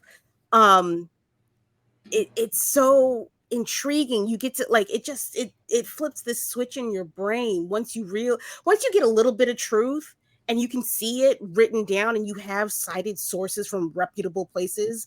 The news is a lie. It is so much more intriguing to get these first person accounts of things, and it's out there. Like all of this truth is just out there for the taking. The government cannot deny you. Like we're past that point now. The internet is they taking books. I'm about to go on my girl. I'm about to say we could do that. They taking books out of the libraries and all that now. Yeah, they're doing their damnedest. They're doing their damnedest on that. They know it just takes one spark. It takes one spark for somebody to be like, you know what, I'm going to to go look this up for myself because it's there. But it's not hard. It is so not hard. So I'm gonna read you a quick little note that Otaku Noir just sent me. Oh. Yes, I heard about the comic. Definitely on our radar for future boxes. Working on a collab with Stranger Comics right now. Hey. So listen, so Otaku Noir is definitely looking to work with you. So look out for Otaku Noir. Me? Yes, you. Oh, yes, bro. Sorry, say that again. I kind of like. So he says. So Hanif, who runs Hanif and Cameron, who runs Otaku Noir, said we heard about your comic. Oh, okay. You're definitely on their radar. Oh wow. You're definitely on their radar for a future box. Oh, okay. So you will be hearing from that crew. Trust me. Yeah, you're. So everyone, networking. That's all it takes. That's it. One spark or one hat thrown in the air. That's all it takes. So I think what we have here is something, and like you said, Lady Mandalore, it's something that we have here. Say it, Obi. It's something that we have here that allows us to readily access information. The internet is wide open. I'm quoting Captain Malcolm Reynolds and the crew from Firefly. They can't stop the signal. They can't. They can try. It won't work. You can't stop the signal. You can't. So seeing this type of work from you and from people like Stranger Comics and everything else to put this type of Tuskegee Airmen, that's another great book because it touches on the Tuskegee Airmen, but it talks about their descendants, the children or the great grandchildren, I should say. And so having these type of stories, our kids need to see that. We need to see that. It opens a platform, and it opens a platform for discussion to talk like we're doing now, to talk about, hey, you'd be surprised what else this person did that they don't teach you in school, or that they try to repress, or they don't put in the history books. There's tons of books out there. Now you're going to have a few kids saying, I'm going to the library because I want to know more. Every time it comes around a Black History Month or Brown Heritage Month or whatever, and Hispanic Heritage Month and Pan-African, everything, it opens that discussion. Like, I don't want to talk about that story about Martin Luther King unless it's something different that they don't want people to know, or that was repressed or held back, or whatever the case may be. I want to talk about what Toussaint did. I want to talk about what else Harriet Tubman did. I want to talk about what's his name, Nathaniel. He created the folding chair. Like, who would have known? Black man created the folding chair, and just that was all over the news. So to hear these type of stories and to hear about these historical figures who made major impacts in our lives that we don't know about helps, because they can't. Look what Florida's doing. We gotta stop this book. We gotta change the narrative. Why do you want to change the narrative? Because and gratefully, you do have a generation of children who are like, they're thinking, like, why would you want to do that? Like, what are you hiding? They're questioning it. They're rebelling back. They're fighting back. They're like, yeah, that doesn't make sense. Why change something that's true? The worst thing that you can do is tell a child it's a secret. That's the worst thing you can do, is try to hide something from kids, because they will sniff that stuff out. If they ban books, read them, because there's something in there they don't want you to know. Yes, that's right. So I'm gonna put your Kickstarter up one more time. Go check this Kickstarter out. You got less than 3 days. It's 71 hours, I think it said. Get on it, y'all. Stop fucking around. I know payday is tomorrow for some people. I need y'all to put a blessing upon this man. My man is halfway there. He's almost halfway there. Get him there. Let's get him there, because we want to. And like I said, Otaku Noir, they're looking forward to working with you in the future. So Once again, another blessing. So you'll be hearing from Otaku Noir. But yeah, we're going to take a quick break. We're going to be talking about. Can you stick around with us, Marcus? Oh yeah, for sure. Okay. I'll stay definitely. So our last part of this show, we're talking about forgotten. We're talking about comic book cliffhangers. Yeah. We know there's a few out there that they talk about stuff, things happen in these comic books, and then they just leave it and they never revisit it. So we're going to take a quick break, and we're going to be coming back with our guest and the crew, and we're going to be talking about, well, you know, these comic book cliffhangers that's kind of throwing everybody against the wall. So stay tuned. Yeah, welcome back to Fast Money, y'all. We getting ready to finish up the game here. Now your teammate done scored enough points. I think you just need to get one answer right to win. You ready? Ready. Okay, name a podcast. Blurred's Eye View. Who should have won that Oscar? Angela Bassett. Who did win the Oscar? Don't give a damn. Name a cartoon. Ed, Edd n Eddy. Name a guest from question 1. Carl Jones. Alright, that did it. Congratulations, you won the game. Hellspawn cosplay. Now, we only need a one name. Hieroglyphics. You can stop now. Josh Evans. Chase Bowling. Josh Brown. Y'all cut the commercial. He gonna be on this for a while. Blurred's Eye View. Be sure to peep the podcast on all platforms, or stream every episode on Always Press Record TV. APR TV now downloadable on Amazon and Roku. APR TV, the power of podcasting in the palm of your hand. Get it today. So let me fix this here. All right, there we go. We all know we all read comics. We've been around them long enough. We know what's going on. But there's also times where the story just kind of drops off, right? They bring in new writers. It's a new story arc, and the previous story never continues. They basically J.J. Abrams the whole damn thing, right? Shout out to Cinematic Assassin for kind of getting us straight on the Star Wars last part of the trilogy. It kind of makes sense now. We have just a handful of them. Let me pull up my list. We have a handful of lists. We have a handful. Now, one of the stories, and this tends to rear its ugly head from time to time, but this generally happened during the Clone Saga of Spider-Man. And that was the birth of Mayday Parker, or as Mary Jane and Pete was told, the stillborn of the two. So here she is.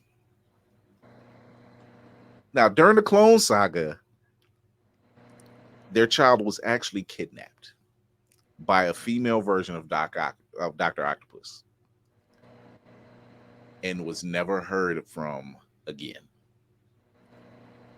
However, we did see versions of her in the A2 version, which is her in the Spider-Man suit. What's the other one? Spider-Man in Mary Spirit, Spider-Man, Your Vows. I think it's Mary Your Vows or something to that effect. We've seen her in Across the Spider-Verse, and we've also seen her in One Moment in Time. Those are all 4 versions that I have up right now.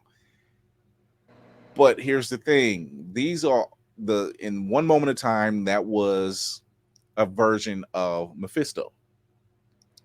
A2 and the Vows storyline, those are different timelines. And of course, Across the Spider-Verse, well, that's a totally different timeline. But we're talking the 616 universe. What happened to Mayday? Nothing. We'll never know. We'll never. Lost in the editing board somewhere in a Marvel office. Or somebody got fired or moved over to DC. Something. I can't remember who did the Clone Saga. I don't think I want to know. But there was definitely some moments where that kind of fell off. But yeah, she was stolen at birth. All during the Clone Saga, as if the Clone Saga wasn't convoluted enough. Yeah, that was pretty bad. What about Black Panther's unexplained recovery from a brain injury? They will never explain that. Yeah, you might as well let that one go. They will never explain that one. So Heart-shaped fruit. So during Christopher Priest's run, it saw T'Challa abandon the mantle of Black Panther in light of his brain aneurysm. this was in order for a new Black Panther, which was Casper Cole, to take over. However, by the time the series ended by issue 62, Cole had taken on the name of White Tiger, and T'Challa was back as Black Panther, and there was never another mention of the brain injury. Because the run was that bad and the readers revolted. The reader, you ever seen readers all come together and just sit there and say, yeah, they said that. They sat there and said no. Listen, you are not about to give us Black Panther with traumatic brain injury. That's absolutely not happening. So not a football player, Black Panther, no. Not a football player. There's just definitely moments there that they really don't talk. And this has been mentioned before. The Watcher was at Black Panther and Storm's wedding. We know that the Watcher shows up at times of an extreme change of the timeline of the world going forward, something earth-shattering and not necessarily in a bad way happens. And yet, we never found out what that earth-shattering moment was. It's right up there. He just wanted to see history. Sticking out. He just wanted to see history. That's He just what you say. I'm just here as a guest. Listen, I mean, you had Black excellence marry Black excellence. Like, I'm just here to see the Black people. Have we seen anything like it since? There you go. I'm just saying. It was literally once in a lifetime. Literally. And that's why he was there. That Watcher popped up like he was getting the last plate at a family reunion. I just came to get the plate. That's it. I heard great things about Wakanda. I heard great things about the food. I'm just here for the plate and for the marriage. Mm-hmm. That's it. Nothing major, nothing to see here, folks. Nothing to see here. I'm just here to have a good time. I was like, I'm here to learn that electric slide they always talk about. That's what I'm here to do. And he did show up in slides, didn't he? He showed up in slides. The Watcher wears slides. But he also, doesn't he hover? Isn't that kind of weird to see the Watcher do the electric slide, but that's really just hovering? I believe so. So, Big head ass baby Watcher. So I'm done. I'm done. So, what about and Will, you know this one. Ralph Dibny and his wife became ghost detectives because Ralph Dibny died. Oh dear God, not that one. And they had became literally ghost detectives because anybody who could rival Batman in being a detective, it was the question in Ralph Dibny. Yeah, but it was good and terrible. Good and terrible. And yet they canceled Black Panther and the Crew. Yeah. Which was actually correct me if I'm wrong, the first run sold out. The first run of the Crew sold out, and they actually had to go back, put it back on reprint. Yeah. I think it was going for 6 issues. Yeah. Because it was a limited series, but fans really did want to see more, but they were like, yeah, we're not coming back to that. What? A group of black powerful superheroes actually getting stuff done with zero casualties and zero damage to planets and cities. We can't have that. We must have destruction. Where's Michael Bay? Right. So everybody knows who Tim Drake is. He was the 3rd Robin. Technically 4th if you count Stephanie Brown, but whatever. Her run was short. But he left to become Red Robin. Mm-hmm. And we never really got a chance to get his run due to Flashpoint. And it was never revisited. That was a terrible move on DC's part.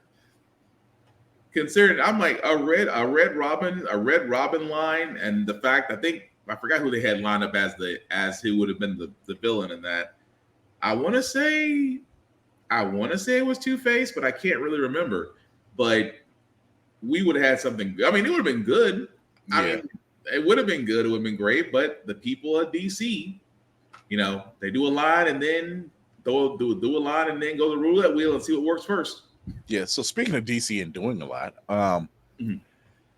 their introduction of Dr. Manhattan. Yeah. Will knows where I'm going with this one. There was a character by the name of Pandora who had a certain ability, and she knew that Dr. Manhattan had somehow affected the entire DCU. And when I say the DCU, I don't mean the film version. I mean the comics version. That he somehow affected it. Here's my thought on that. Because she died before she could even reveal how she knew this stuff. One, that plot line just dropped. Two, the releases of that line, of that storyline, wasn't even on time. No. I got 2 issues. I can't even tell you how many issues it was that I just told my bookstore. I said, I don't even want it anymore. Wasn't there like almost a solid month and a half between issues? Yeah. That's how bad it was. That's how really bad it was. When I tell you, not only was the massive plot hole they never answered, it was like DC and its distributors were just not. It was like watching the end of Dipset after that one-hit wonder went away. Not Dipset.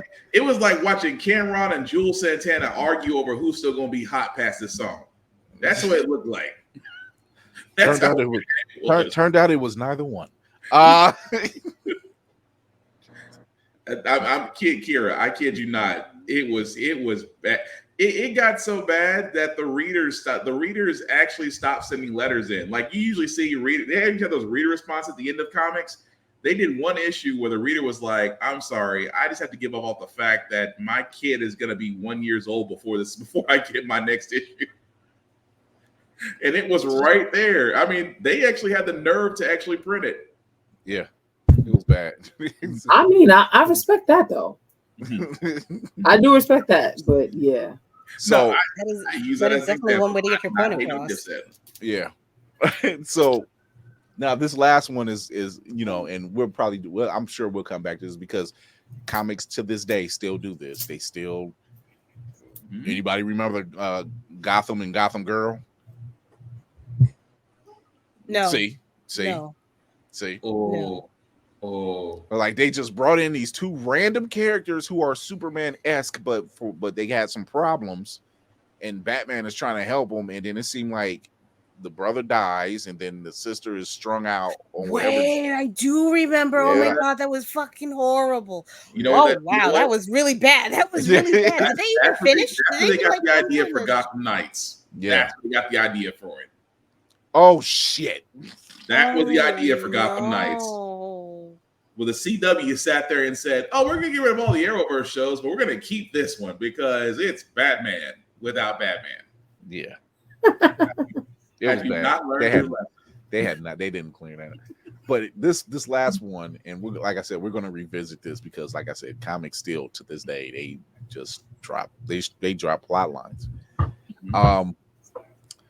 With good reason. For good reason. We're gonna go into the live action segment. And one of the biggest, and Marvel does it too, so don't get it twisted. But the previous run of the DC cinematic universe, and that's Justice League, and it gave us so many plot holes. I'm sorry, Will. Your attention is needed in this junction. At this junction. I'm sorry. Obi, do you want a bottom? You want a bottom? He said, "Please hold." System rebooting. Marvel may not be able to tell a good story no more, but at least they tried to bring all their plot holes together. Just not the original. There was so many plot holes. So many plot holes. Prior to finding out he was an actor, prior to us finding out that they were a problem in real life, there was the whole Flash showing up during Bruce's nightmare dream. There was the actual nightmare dream that Bruce has. You know, where you're just like, all right, is this the future? What are we doing here? You know, so many plot holes. If Marvel, you know, wants to contact me, you know, do some. Hey, you never I know. welcome it. Send in your resume immediately, please. I didn't hear what he said. You say it one more time. Say what you say. One more time. No, I said that if Marvel ever wants to contact me, you know, I can. Listen, that part. There were so many plot holes from the DCEU, and I'm not talking Man of Steel. I'm not talking BVS. I'm not talking Wonder Woman or 84. I'm talking Justice League. Oh, just that travesty of all the Snyder fanboys that still love to come to my video game podcast and argue their points. Let it go. Let it go, guys. Let it go. When is this? I gotta see this. Oh, they still video game podcast. I gotta see that. That and REA the Geek, REA the King, him and me, we always go back and forth over Justice League. He is a Snyder. He is a Snyder fan disciple, and me and him. REA is a big fan. That's Geek Salad. Geek Salad. Yeah. Love them guys, but REA definitely is. REA definitely be on the Snyder tip. He will die on that hill, and I will give him respect. He will die. Shout out to Geek Salad. But yeah, it's definitely some moments where you're looking at that film, you're just like, there was no payoff. None. There was no payoff. I mean, even in the Snyder, was it the Snyder? Yeah, it was the Snyder cut. Even in the Snyder cut, when you get that conversation between that Jared Leto's Joker in Batman, which was not a bad conversation, by the way. Just in the wrong movie. Just in the wrong film. Mm-hmm. You're just like, one, where was this Joker all the damn time? Two, I'm still mad about the fact he did the White Knight Joker. That's what I'm like. You did the White Knight Joker. The White Knight Joker with the straight jacket. At the whole time, you're gonna give him the same speech. Well, Batman knows all about losing loved ones, don't you? Yeah. And the whole time, Batman's like, one word, and I will end you right here. I'm like, I just read this storyline. Did you just snatch this up out the book? You know, so yeah, and that was, I mean, aside from the multiple issues with Justice League, you had Martian Manhunter pop up at the end. So literally, the one guy that could go toe to toe, if not with Darkseid, can go with his uncle, who y'all pretty much nerfed as a sniveling uncle. I will praise Darkseid, but aren't you his? Okay, but you had Martian Manhunter like, show up again. This is what we're doing. Okay, yeah, all right. Just that's why I turned around. See, Kira, that's why I turned around. The moment Justice League got mentioned, I was like, Them's your friends. I was gonna let you. I'm not gonna talk bad about other people's friends. Them's not for me. I'll talk about mine. No, I'm not gonna talk about somebody else. Don't get me wrong. I am a DC fan because Batman was the first comic I ever read as a kid, so I've always had that love for him. But we gotta call. But again, it must be called out. Animated movies, DC's got it made. Live action movies. I'm going to watch some animated movies after we're done with the show. Yo, I've been actually watching. I watched Vixen this week. I watched Wonder Woman this week. I watched Superman versus Brainiac. I'm like having a great time. Yeah, these they have a rewatchable factor. Yeah, you said Trader. Trader. But no, real talk. What is it? That Wonder Woman Bloodlines? Was it Wonder Woman Bloodlines? Yeah, probably some of the best Wonder Woman I've seen was in battle. I mean, that's why I was saying for a lot of these movies, I'll even go back. It's like, back to still one of my favorite Batman movies, Mask of the Phantasm, which is what, 40 years old? 30 years old? I think it's about 30 years old. I think it's close. I mean, that's the anniversary is this year. Yeah, the anniversary's coming up. So I'm pretty sure it's 30 years old. The 90s? Oh. Yeah. 90s. Sure. Yeah. Oh. Yeah. That's why, the funny part is, now I think about it, Mask of the Phantasm was actually your back hurt now, don't it? First animated. Shut up. You said sore knees, poor bad back, everything. Oh. It just hit my you hip here. hurts. My just neck, like- my back, I my would neck, say- my neck, my back, Look, my neck, and my back. I had the area I used to work in. They call it the sterile room, and I would just be bending and picking up trays and stuff all the time. It was fine, and I did it one time. I did it for like 12 hours straight, because I worked over. And I got home, and my wife was like, "Yeah, you might want to go ahead and soak for a little bit because your back might be sore." And I'm like, "No, I'll be fine." Go the next day, I'm like, "Shit." Everything was like damage report. Batman lied. I was just Your wife. He was like, Batman lied. He did this well into his 60s. These are lies. Oh, but no, a cybernetic spine. Under the Red Hood, Under the Red Hood did definitely give Rocksteady the idea for the Arkham series. I will agree with that because I think Arkham Asylum came out after Under the Red Hood, the first Arkham Asylum, then Arkham City, then Arkham. Oh no, Arkham Knight was the last one. There was some Arkham Asylum, Arkham City, Arkham. There was one where Batman was facing what's his face? It was Arkham Origins. There we go. That's what it was. Arkham Origins. Wait a minute. Pause. Full pause. Bam, I'm gonna need you to calm the fuck down real quick. I know you sleepy.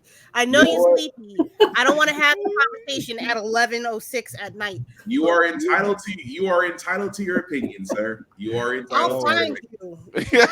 I am trying to start the reading, so I can't even weigh in on this. Oh, that's what he says. Asylum, City, and Night. Origins we don't speak of. Oh, Origins was legit. Origins is not bad. Origins was good too, but I mean, Arkham Knight was that piece de resistance. That was that was it. And I still want that damn Batmobile. Yeah. I think we need to do our next show. I think Lloyd and Natasha come on next episode. I think Lloyd and Natasha come on next episode. But we'll talk about it too. So we're clean ready to close out because there's a crap ton of comic book cliffhangers that are out there. Trust me, they've been doing them since the 70s and the 80s and the 90s and early 2000s. Even now. Look at the Ultimate Universe. There was just moments, supreme moments that they never really got back to. And they're talking about coming back to that universe, and I'm like, so you're going to restart the universe that is no longer existing? Pretty much. Got it. Okay. Or the Blue Marvel ending that never got answered. Oh my God. I'm sorry. I don't mean to extend it. I don't mean to really did that. They really did do that.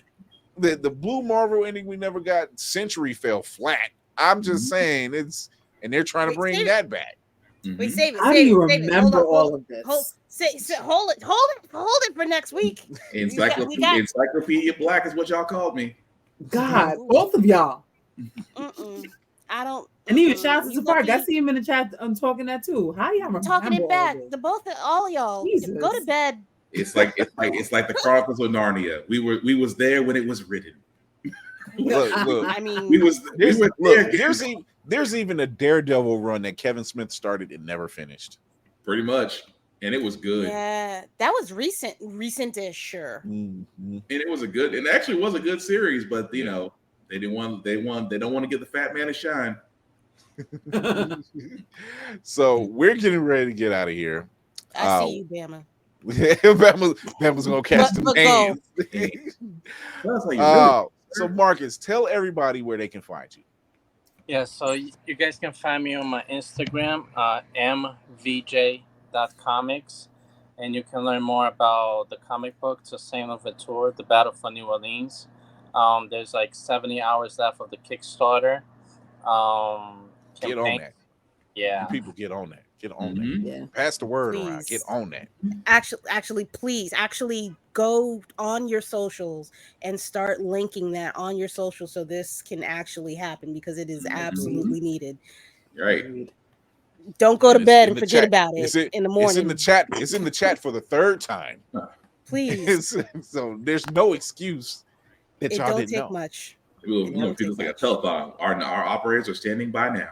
Exactly. Yeah, you even get a lot of things when you are different tiers too. I was looking at that. Dude, the $35, the one that I'm looking at, I'm good. I plan on giving more, but the $35 alone, you're getting a lot. I'm on it. I'm on it. A lot. I am on it. 35, Marcus, man, I got to give you this because just the artwork and the writing and just all of that alone and bringing that to life is beautiful. I got to give you this.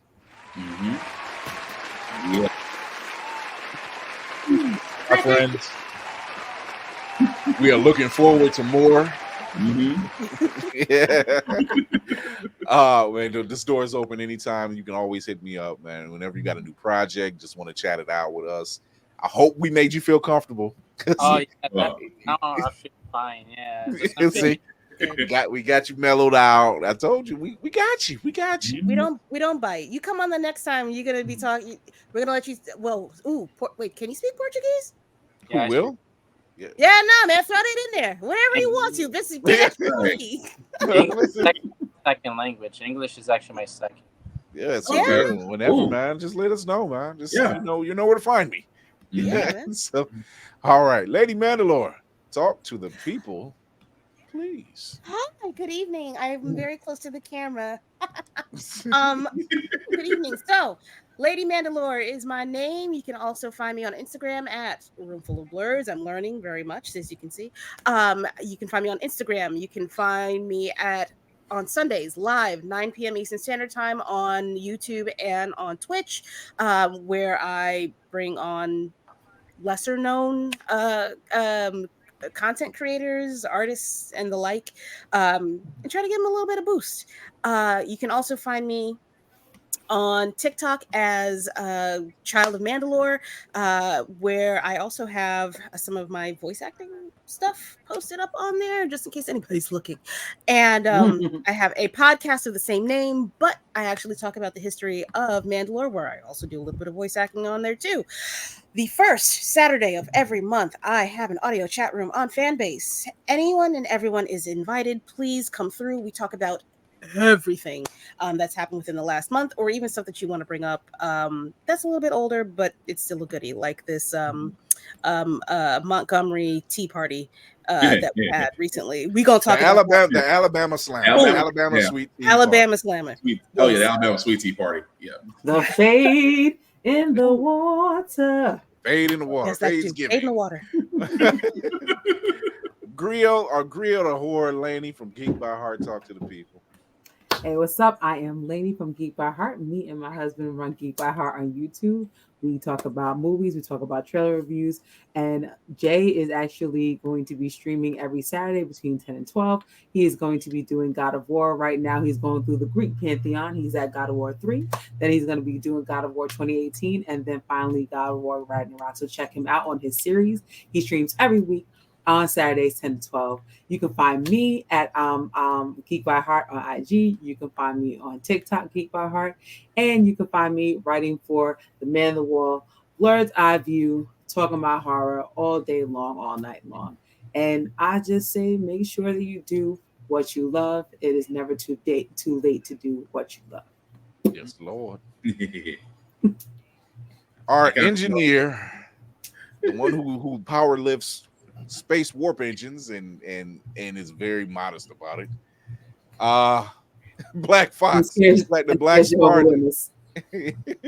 Oh Lord, I was going to help Lenny. I was like, she watches horror movies, so you don't have to. I was waiting. You can. I forget to say that. I was waiting for that moment of just that movie voice. I can only do it so many times. But yes, I am Black Spartan. Otherwise, I was Black Fox 447 on all socials. I usually do reviews on everything that I read, that I watch, that I play, and gym stuff because I'm trying to stay in shape. I'm trying to live, people. I'm trying to live right. Well, not according to Jehovah's Witnesses. But anyway, that also being said, I do a couple podcasts of my own, guys. Of course, my daily news political podcast called How the Frack We Got Here every Wednesday and Saturday. My video game podcast called Get Bit Podcast every Friday. Both shows are always on Facebook, YouTube, and Twitch. And you can find my podcast anywhere that you can watch or see or do a combination of, however you feel about it. I am also one of the many heads of the blurredeyeview.org site for writing articles. Mine is for wrestling. Why? Because wrestling is real and people are fake. Shout out to Mr. Kennedy for that one. Aside from that, guys, I usually sit there and say, much like our esteemed comic book writer in the room along with us, please share, please support, please do whatever you can to help somebody else that's trying to do something different, whether it's a comic book, a podcast, a show, or anything of that nature. Again, show some support. If you can donate, cool. But again, a share is free. Support them the same way you would support Beyonce if you knew you existed. At the same time, guys, we are in con season, so I always say there are always 3 rules I love for people that go about when they go to cons. Number 1, respect the cosplayer at all times. These people actually go out there to put on their best in fandoms, and they deserve to be treated like every other body else that comes there just to have fun and speak fandoms. Again, respect all cosplayers. Number 2, wash your ass. Soap and water, soap and things of that nature are still available for $2 at any travel place, at any location of stores, whether it's Walmart, Piggly Wiggly, or the guy that runs that convenience store that also sells those shoes that'll just disappear in 2 days. You know what stores I'm talking about. Don't get judgmental. You get your wigs from there. That also being said, number 3 is the same rule that I go by, the same rule that you should go by at every con. Simply put, be nice, be polite, and most importantly, don't be a dick, and we'll all be cool. I honestly thought you was gonna go wash your ass. But that too. So everybody, thank you for tuning in. Thank you for checking us out. Thank you for showing your support. Number 1 on the list is going to be done really soon. Blurred's Eye View will be having a Patreon. We will have behind the scene things that you will not get to see live and will not be on the YouTube channel. So you will be able to show your support. We also have merch coming, so stay tuned for that. Tafari said, hey, put the seedlings out there. So the seedlings are out there. You just got to start watering them. But show your love by going to the IG page, Blurred's Eye View, right all there, and you'll find the link tree in the bio. It'll lead you to all the places where you find us, to all the great places. Shout out to Always Press Record. You can watch us on alwayspressrecord.com through Amazon or Roku Fire. You also want to show your love on the YouTube channel while you get all these great pieces and interviews that we're posting up and snippets and the whole 9. You're going to have fun. Trust me. And you're going to laugh and you're going to learn something and you're going to be encouraged by doing more, by just like our guest was here tonight.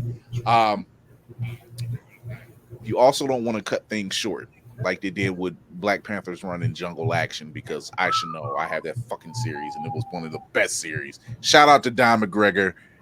And that was a great series. And they cut I feel like I never hear you curse. That is crazy.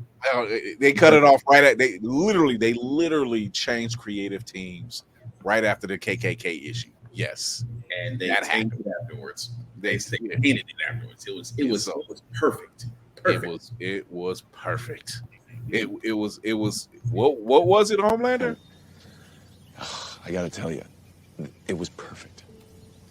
Perfect. Everything down to the last minute details.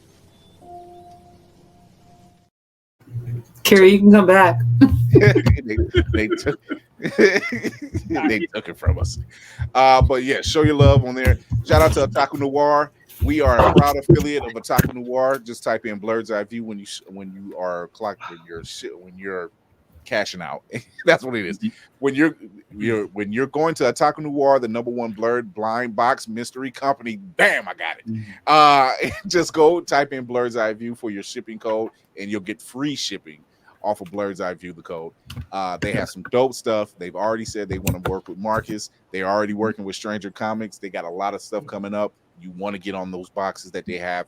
You will not be disappointed. They have some great product done by blurs and POCs from all stages, with some of the greatest books, t-shirts, toys,